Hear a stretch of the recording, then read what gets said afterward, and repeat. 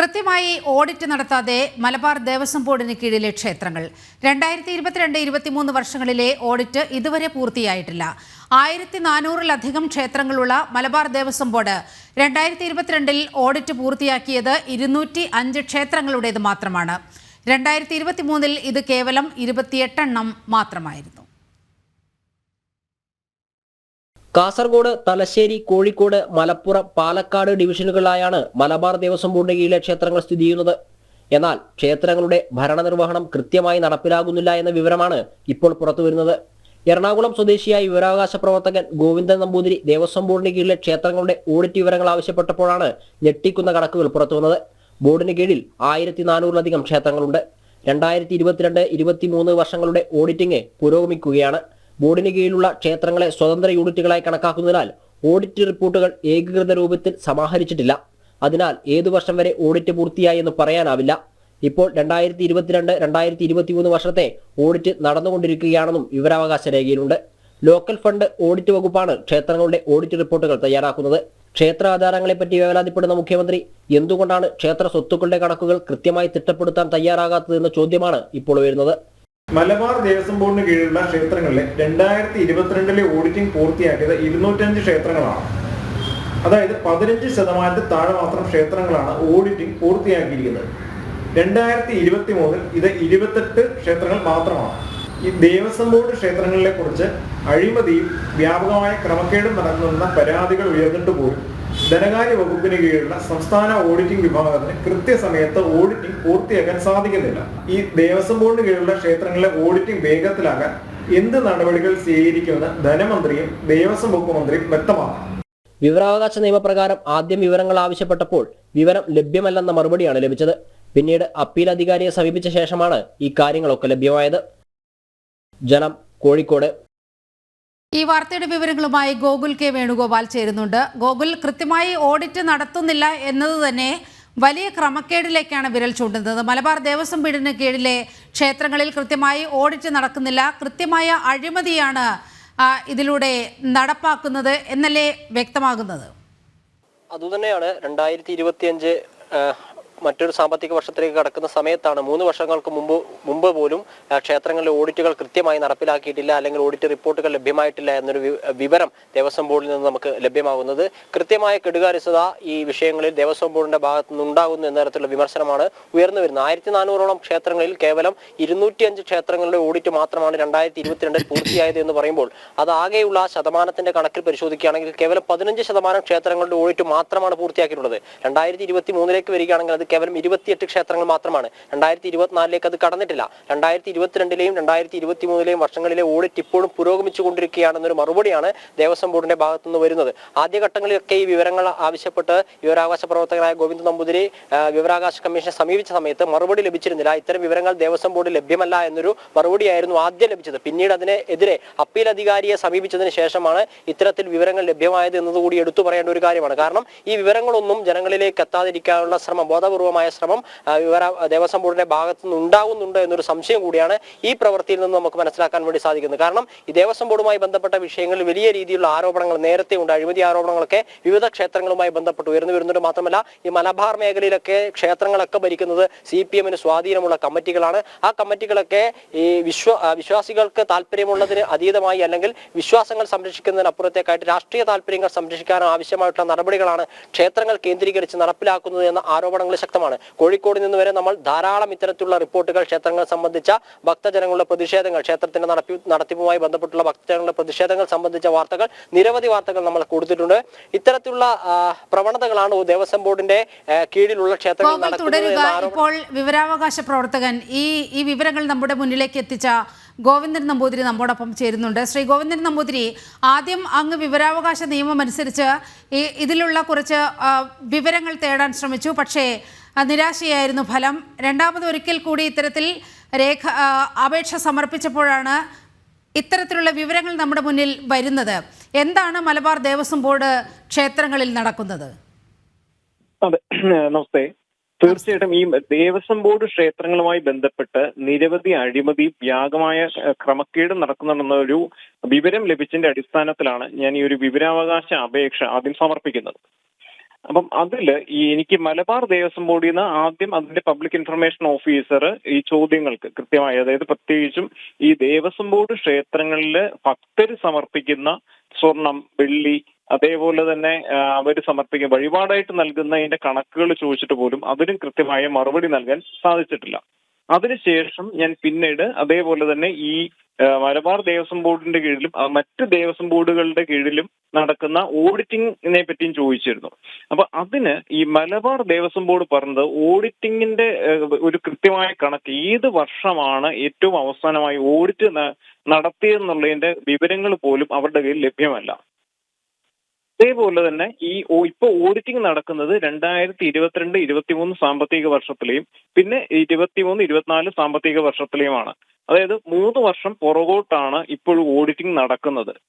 ഇതുമൂലം പല വിവരങ്ങളും, അതായത് കൃത്യമായ ഓഡിറ്റിംഗ് നടന്നെങ്കിൽ മാത്രമേ ഓരോ ക്ഷേത്രങ്ങളിലെയും എന്തൊക്കെ ക്രമക്കേടുകൾ നടന്നിട്ടുണ്ടെന്നുള്ളതും അതേപോലെ തന്നെ ഈ പല ദേവസ്വം ബോർഡുകളിലെയും അമൂല്യമായ രത്നങ്ങളും വിലപിടിപ്പുള്ള സ്വർണങ്ങളും നഷ്ടപ്പെടുന്നു എന്നുള്ള വിവരങ്ങൾ പുറത്തു വന്നിട്ട് പോലും ഇതിന്റെയൊക്കെ വിവരങ്ങൾ മറച്ചു വെക്കാനാണ് ഈ പല ദേവസ്വം ബോർഡുകളും ശ്രമിക്കുന്നത്.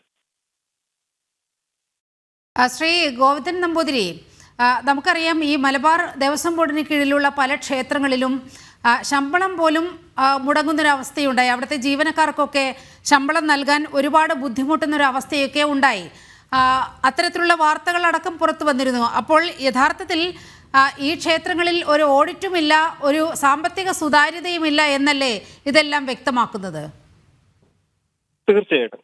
ഇപ്പം മലബാർ ദേവസ്വം ബോർഡിന്റെ കീഴിൽ നിരവധി ക്ഷേത്രങ്ങൾ കൃത്യമായ വരുമാനമുള്ള, അതായത് മേജർ ക്ഷേത്രങ്ങൾ, നല്ല രീതിയിൽ വരുമാനം ലഭിക്കുന്ന ക്ഷേത്രങ്ങളുണ്ട്. അതേസമയം തന്നെ വരുമാനം തുച്ഛമായിട്ടുള്ള ക്ഷേത്രങ്ങളുമുണ്ട്. പക്ഷെ ഇതിന് കൃത്യമായിട്ട് സംസ്ഥാന സർക്കാർ ഒരു ധനസഹായം ഏകദേശം 220 കോടിയിലധികം രൂപ ഏറ്റവും പുതിയതായി രൂപീകരിച്ച ദേവസ്വം ബോർഡ് ആയതുകൊണ്ട് തന്നെ ഈ മലബാർ ദേവസ്വം ബോർഡിന് പ്രത്യേക ധനസഹായമായിട്ട് നൽകിയിരുന്നു. പക്ഷെ ഇതിൽ ഏറ്റവും ഞെട്ടിപ്പിക്കുന്നതെന്ന് വെച്ച് കഴിഞ്ഞാൽ ഇതില് എത്ര വരുമാനം വന്നു കഴിഞ്ഞാലും അല്ലെങ്കിൽ ഇതൊന്നും കൃത്യമായ കണക്കിൽപ്പെടാതെ അല്ലെങ്കിൽ കണക്കിൽപ്പെടുത്താതെ ചില ജീവനക്കാർ ഇതിൽ അഴിമതി നടത്തുന്നുള്ള വിവരമാണ് പുറത്തു വരുന്നത്. അപ്പൊ ഇവർ ചെയ്യുന്ന വെച്ചാൽ തീർച്ചയായിട്ടും ദേവസ്വം ബോർഡിലെ ജീവനക്കാർക്ക് കൃത്യമായ ശമ്പളം നൽകേണ്ടതുണ്ട്. പക്ഷെ അതിനുള്ള കൃത്യമായ ഈ വരുമാനം രേഖപ്പെടുത്തണം, അതേപോലെ തന്നെ ചെലവുകൾ കൃത്യമായിട്ടാണോ ഇവര് നടപ്പിലാക്കുന്നത് എന്നുള്ളതിന്റെ വിവരങ്ങൾ ക്രോഡീകരിച്ചെങ്കിൽ മാത്രമേ ഇപ്പോഴും ഈ ദേവസ്വം ബോർഡ് കൃത്യമായിട്ടാണോ പ്രവർത്തിക്കുന്നതെന്നുള്ളതിന്റെ വിവരങ്ങൾ പുറത്തു വരുത്തുള്ളൂ. അപ്പൊ ഈ ജീവനക്കാർക്കുള്ള ശമ്പളവും മറ്റ് ആനുകൂല്യങ്ങളും നൽകുന്നതിന് വേണ്ടി ഈ ഓരോ ക്ഷേത്രങ്ങളിലെയും ഓഡിറ്റ് കൃത്യസമയത്ത് പൂർത്തീകരിക്കണം. അതേപോലെ തന്നെ എന്തൊക്കെ ക്രമക്കേടുകൾ നടക്കുന്നുണ്ടെന്നുള്ളതിന്റെ വിവരങ്ങൾ പുറത്തു വരണമെന്നുണ്ടെങ്കിൽ ഈ ഒരു ഓഡിറ്റ് സംവിധാനം, അത് പ്രത്യേകിച്ചും ധനകാര്യ വകുപ്പ്, ഇത് സുതാര്യമാക്കാനും അല്ലെങ്കിൽ വേഗത്തിലാക്കാനും വേണ്ടിയിട്ടാണ് സംസ്ഥാന ധനകാര്യ വകുപ്പിന്റെ കീഴിൽ തന്നെയുള്ള പ്രത്യേക സംസ്ഥാന ഓഡിറ്റ് വിഭാഗമാണ് ഇത് കൈകാര്യം ചെയ്യുന്നത്. അപ്പൊ അവർക്കാണ് ഇത് കൃത്യമായിട്ട് പറയാൻ പറ്റുക. ഈ സാമ്പത്തിക വർഷം ഇത്ര നഷ്ടമുണ്ടായി. അപ്പൊ ഈ ജീവനക്കാർക്ക് ശമ്പളം കൊടുക്കണം എന്നുണ്ടെങ്കിൽ വരുമാനമുള്ള ക്ഷേത്രങ്ങൾക്ക് കൊടുക്കാൻ ബുദ്ധിമുട്ടില്ല. പക്ഷെ ഈ വരുമാനം കുറവുള്ള ക്ഷേത്രങ്ങളിൽ എന്ത് ചെയ്യണം, അവർക്കുള്ള ധനസഹായം എന്ത് സംസ്ഥാന സർക്കാരിന് നൽകാൻ സാധിക്കും, അതിനെന്ത് നടപടി സ്വീകരിക്കാൻ സാധിക്കും എന്നൊക്കെ ഉള്ളതിനെ പറ്റിയിട്ടുള്ള റിപ്പോർട്ട് നൽകേണ്ടത് സംസ്ഥാന ഓഡിറ്റ് വകുപ്പാണ്. അപ്പൊ എനിക്ക് മനസ്സിലാക്കാൻ സാധിച്ച് ഈ ഓഡിറ്റ് വിഭാഗത്തിന് പോലും കൃത്യമായ മതിയായ ജീവനക്കാരില്ലാത്തതിന്റെ ഒരു കുറവാണ് ഇപ്പോഴും ഈ ഓഡിറ്റ് വൈകുന്നതിന്റെ ഒരു പ്രധാനപ്പെട്ട കാരണം. വളരെയധികം നന്ദി ശ്രീ ഗോവിന്ദൻ നമ്പൂതിരി, വിവരാവകാശ പ്രവർത്തകനാണ്. ഈ വിവരങ്ങൾ പൊതുജന മധ്യത്തിലേക്ക് കൊണ്ടുവന്നത് ഗോവിന്ദൻ നമ്പൂതിരിയാണ്. വളരെയധികം നന്ദി. ഗോകുൽ കെ വേണുഗോപാലിലേക്ക് കൂടി പോവുകയാണ്. ഗോകുൽ, കഴിഞ്ഞ 1.5 വർഷമായി ഈ ക്ഷേത്രങ്ങളിലെ പല ജീവനക്കാർക്കും ശമ്പളം കിട്ടാത്തൊരു സ്ഥിതിയുണ്ട് എന്നൊക്കെയാണ് മനസ്സിലാകുന്നത്. മലബാർ ദേവസ്വം നിയമപരിഷ്കരണ ബില്ല് കൂടി കൊണ്ടുവരണം എന്നുള്ള ആവശ്യങ്ങളൊക്കെ ഉയരുന്നൊരു ഘട്ടം കൂടിയുണ്ട്. ഈ യഥാർത്ഥത്തിൽ ഓഡിറ്റിംഗ് നടത്താതെ, സാമ്പത്തിക സുതാര്യതയില്ലാതെ എങ്ങനെയാണൊരു ബോർഡിന് മുന്നോട്ട് പോകാൻ കഴിയുക?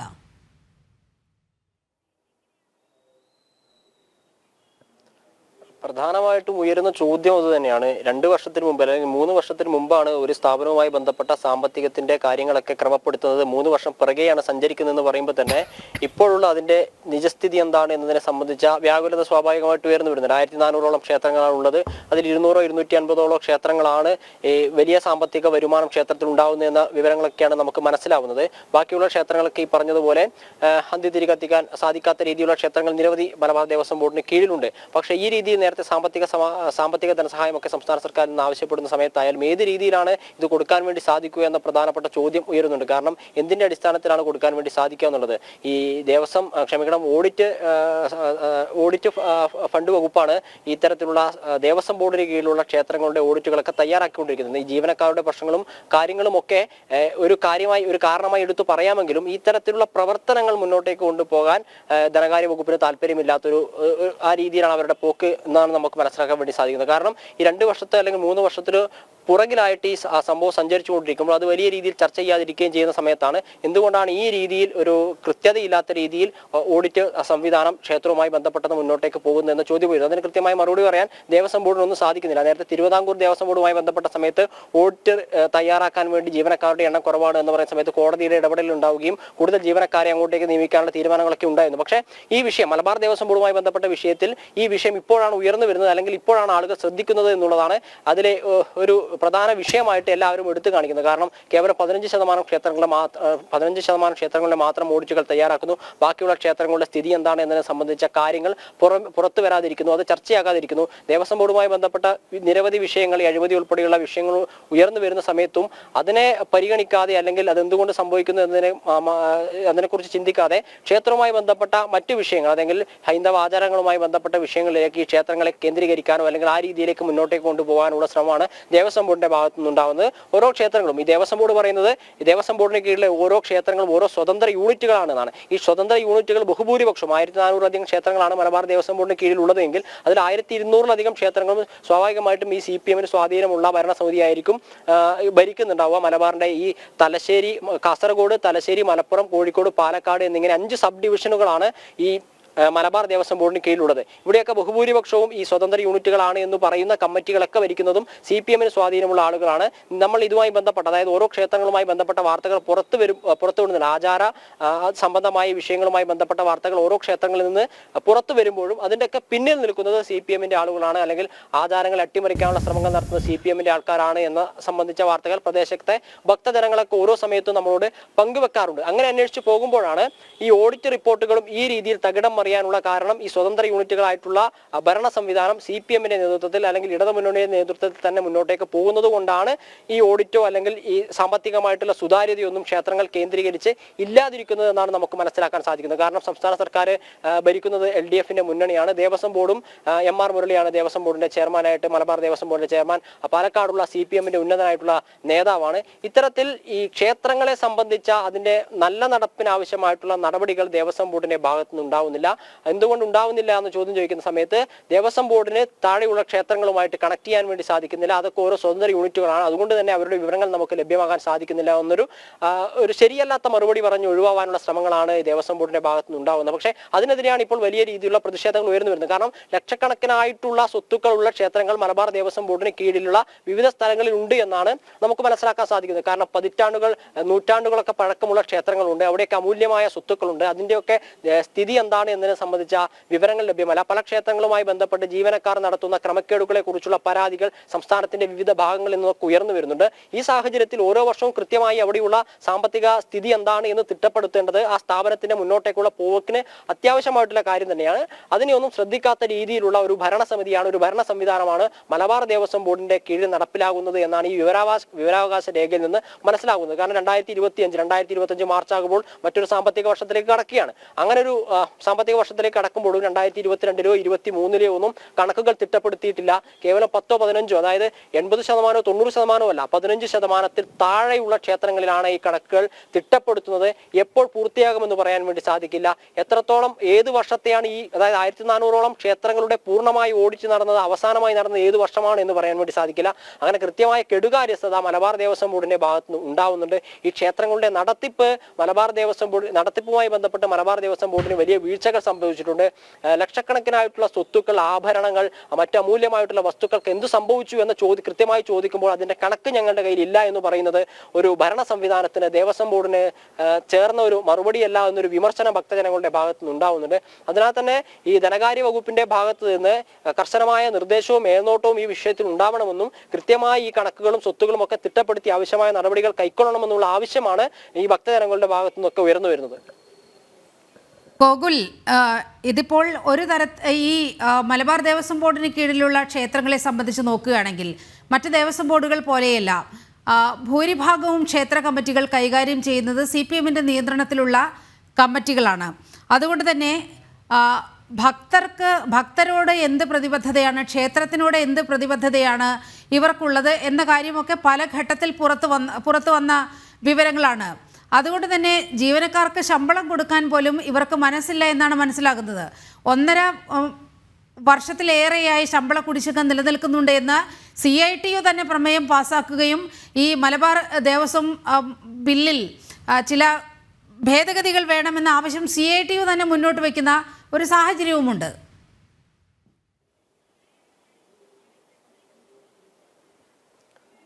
അതെ, ഈ നിയമപരിഷ്കരണ ബില്ലൊക്കെ അടുത്ത നിയമസഭാ സമ്മേളനത്തിൽ പാസ്സാക്കണമെന്ന് CPMന്റെ തന്നെ നിയന്ത്രണത്തിലുള്ള CITUവിന്റെ ദേവസ്വം എംപ്ലോയീസ് യൂണിയനൊക്കെ പറയുന്നുണ്ട്. പക്ഷേ ഇവരൊക്കെ ഒത്തൊരുമിച്ചിരുന്നു കഴിഞ്ഞാൽ തീർക്കാവുന്ന പ്രശ്നം മാത്രമേ ഉള്ളൂ എന്നുള്ളതാണ് ഇതിലെ നമ്മൾ മനസ്സിലാക്കേണ്ടതായിട്ടുള്ള ഒരു കാര്യം. കാരണം ഇവരൊരു സംഘടനാ സംവിധാനം തുടരുക. ഇപ്പോൾ ഹിന്ദു ഐക്യവേദി രക്ഷാധികാരി KP ശശികല ടീച്ചർ നമ്മോടൊപ്പം ചേരുകയാണ്. ടീച്ചർ, ഇപ്പോൾ നമ്മൾ പുറത്തുവിട്ട ഒരു വാർത്ത, മലബാർ ദേവസ്വം ബോർഡിന് കീഴിലുള്ള 15% ക്ഷേത്രങ്ങളിൽ മാത്രമാണ് ഓഡിറ്റിംഗ് നടന്നിട്ടുള്ളത്. ബാക്കി വരുന്ന ബഹുഭൂരിഭാഗം ക്ഷേത്രങ്ങളിലും ഓഡിറ്റിംഗ് നടത്താത്ത ഒരു സ്ഥിതിയുണ്ട്. പ്രത്യേകിച്ചും 2024 ഓഡിറ്റിംഗ് എന്ന് പറയുന്ന ഒരു പ്രക്രിയ നടന്നിട്ടേയില്ല എന്നാണ് മനസ്സിലാകുന്നത്. ഹിന്ദു ഐക്യവേദിയുടെ പ്രതികരണം എങ്ങനെയാണ് ഈ വാർത്തയോട്? മര്യാദയ്ക്ക് ഓഡിറ്റിംഗ് നടത്തുകയും വരവ് ചെലവ് കണക്കുകളെ പറ്റി കൃത്യമായ ധാരണ ഭക്തർക്ക് കൊടുക്കണം ഒക്കെ എന്നുള്ളൊരു നിർബന്ധം ഉണ്ടെങ്കിൽ ഈ രാഷ്ട്രീയക്കാര് ക്ഷേത്രം ഭരിക്കില്ല എന്നുറപ്പാണല്ലോ. അപ്പൊ ഭക്തി കൊണ്ടല്ല ഇവരാരും ക്ഷേത്രത്തിന്റെ കൈകാര്യക്കാരാവുന്നത്, മറിച്ച് ഇതുപോലുള്ള ചില സൗകര്യങ്ങൾ തന്നെയാണ് അവരെ ഈ ഭാരിച്ച ഉത്തരവാദിത്വം ഏറ്റെടുക്കാൻ പ്രേരിപ്പിക്കുന്നത്. അപ്പൊ കൃത്യമായി കണക്കുകൾ വിശകലനം ചെയ്യുന്നൊരു സാഹചര്യം ഉണ്ടെങ്കിൽ, അത് ഭക്തരോട് അവർക്ക് ഉത്തരവാദിത്വം ഉണ്ടെങ്കിൽ തീർച്ചയായും അവരാരും ഈ വഴിക്ക് വരില്ല. ഇപ്പൊ മലബാർ ദേവസ്വം ബോർഡിന്റെ സ്ഥിതി എന്ന് പറഞ്ഞാല്, മലബാർ ദേവസ്വം ബോർഡിന്റെ കീഴിൽ ധാരാളം ക്ഷേത്രങ്ങൾ, പക്ഷെ തിരുവിതാംകൂർ മുച്ചി അങ്ങനെ ചെയ്യുന്നില്ല, ധാരാളം ക്ഷേത്രങ്ങൾ പിടിച്ചെടുക്കുന്നുണ്ട്. ഈ പിടിച്ചെടുക്കാനുള്ള പ്രധാന കാരണം പറയുന്നത് അവിടങ്ങളിൽ അഴിമതി നടക്കുന്നു, അല്ലെങ്കിൽ മിസ്മാനേജ്മെന്റ് നടക്കുന്നു എന്നൊക്കെ പറഞ്ഞിട്ടാണ്. ഈ പേരിൽ രാഷ്ട്രീയമായി തിണ്ണമിടുക്ക് കാണിച്ച് ക്ഷേത്രങ്ങൾ പിടിച്ചെടുക്കുന്നവരാണ് കൃത്യമായ ഒരു കണക്കിന്റെ വിശകലനം പോലും ഇല്ലാതെ ഭരണത്തിൽ തുടരുന്നത് എന്ന് പറഞ്ഞാൽ നമ്മൾ ഒന്ന് ആലോചിച്ച് നോക്കും. വെറും രാഷ്ട്രീയ കൂത്തരങ്ങായി ക്ഷേത്രങ്ങൾ മാറിപ്പോകുന്നു എന്നുള്ളതാണ്. ഇനി അതല്ല എന്നുണ്ടെങ്കിൽ പോലും ഇപ്പോൾ ഓഡിറ്റിംഗ് നടത്തുന്നു എന്ന് നമ്മൾ സമാധാനിച്ചാലും അത് മിടുക്കരായ ആരെ കൊണ്ടെങ്കിലും കണക്ക് വെച്ചിട്ട് വരവുക സമം ചെലവുക എന്നുള്ളൊരു കണക്ക് എഴുതി ഒപ്പിക്കുക എന്നതിനപ്പുറത്ത് ഒരു ക്ഷേത്രത്തിന്റെ അല്ലെങ്കിൽ ദേവസ്വം ബോർഡുകളുടെ വരുമാനത്തിന്റെ കൃത്യമായൊരു കണക്ക് ഒരിക്കലും വരുന്നില്ല. എവിടേക്കൊക്കെയാണോ പോകേണ്ടത് അവിടേക്കൊക്കെ കൃത്യമായി എത്തേണ്ടുന്ന കരങ്ങളിലൊക്കെ തന്നെ ഇത് എത്തുന്നുണ്ട്, ഭക്തർക്കൊഴികെ എല്ലായിടത്തും എത്തുന്നുണ്ട് എന്നുള്ളതൊരു വാസ്തവമാണ്. ഇത് ശരിക്കും പറഞ്ഞാൽ ഈ ജനങ്ങളുടെ സ്വത്താണ്, ഭക്തരുടെ സ്വത്താണ്. ആ നിലയിൽ ഭക്തര ഉത്തരവാദിത്വം ഏറ്റെടുത്ത് ഇവരെ കൊണ്ടൊക്കെ മര്യാദയ്ക്ക് കണക്ക് പറയിപ്പിക്കണം. ഒരു നിയമപരമായ ഓഡിറ്റിങ്ങിന് അപ്പുറം സാമൂഹ്യമായ ഒരു ഓഡിറ്റിങ്ങിന് ഭക്തർ എന്ന് ശക്തരാകുന്നുവോ അന്നേ ഇതിനൊക്കെ ഒരു അവസാനം വരൂ എന്നാണ് തോന്നുന്നത്. വളരെയധികം നന്ദി KP ശശികല ടീച്ചർ ഈ ഘട്ടത്തിൽ പ്രതികരിച്ചതിന്. കൃത്യമായി ഓഡിറ്റ് നടത്താതെ മലബാർ ദേവസ്വം ബോർഡിന് കീഴിലെ ക്ഷേത്രങ്ങൾ അഴിമതിയുടെ കൂത്തരങ്ങായി മലബാർ ദേവസ്വം ബോർഡ് മാറുന്നു എന്നാണ് അവിടെ നിന്നും പുറത്തുവരുന്ന വാർത്തകൾ സൂചിപ്പിക്കുന്നത്.